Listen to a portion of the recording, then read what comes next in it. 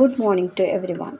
Myself is Devi, Assistant Professor, Department of Artificial Intelligence and Data Science. I am going to teach the subject Operating System and Cloud Basics.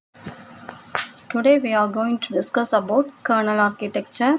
We will see what is kernel. The kernel is the core component of the operating system that manages the computer resources. It acts as a bridge between the hardware and the software to ensure everything runs smoothly. Additionally, it acts as a bridge between the user and the resources of the system by accessing various computer resources like CPU, I/O devices, and other resources. It enables application to interact with the computer resources like memory, CPU, and input-output devices. When we switch on the computer, the kernel is the first part of the operating system to load into the computer memory, that is RAM, by the bootloader. The kernel remains active from the system startup to until it is shut down. The kernel is the only program that is always active while the system is running.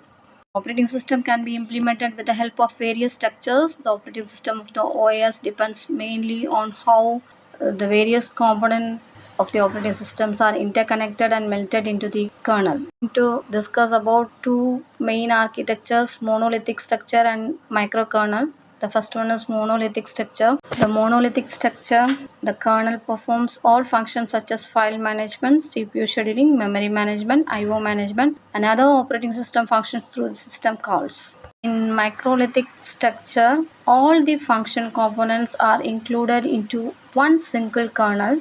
The example for monolithic structure is Linux, Windows, and Mac OS. The Linux operating system is based on Unix and is structured similarly. The Linux kernel is monolithic in that it runs entirely in kernel mode in a single address space. It have a modular design that allow the kernel to be modified during the runtime. There are various advantages in the monolithic structure. The very simple advantages, it is easy to implement and the execution is very fast since it can access all the services directly. The disadvantages, reliability, that is if the user program fails, the entire system may crash. The next one is complexity. It is hard to implement and debug since all the functional components are within the same address space. The limited extensibility, that is, it is not easy to add a new functional components. And the next one is less protection. Thus, if any one component fails, the entire system will fail.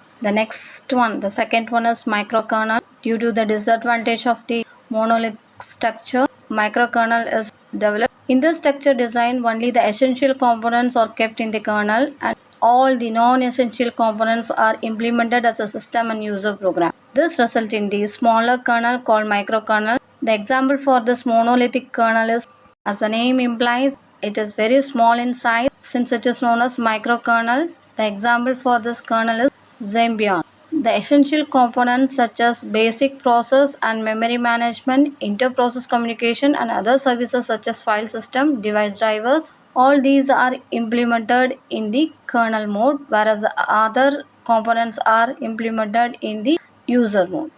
Here, the communication between the program is done with the help of message passing. In this microkernel, we have application program, file system, device drivers in user mode, and in the kernel mode we have inter-process communication, memory management, CPU scheduling. So the components from the microkernel will communicate to the user mode with the help of message passing.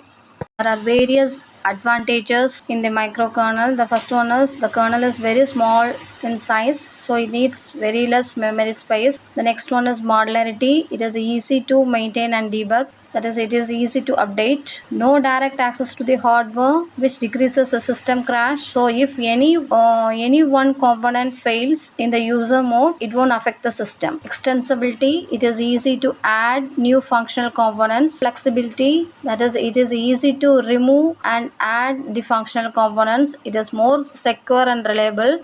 And the main disadvantage in this microkernel is performance overhead. One user program communicates with another application program through inter-process communication with the help of message passing, which is an overhead or burden for the kernel. And complexity. Complexity in the sense designing and implementing the communication mechanism between the user space process and the kernel is more complex.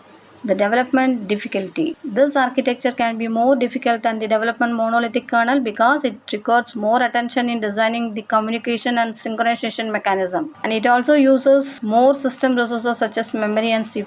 Thank you.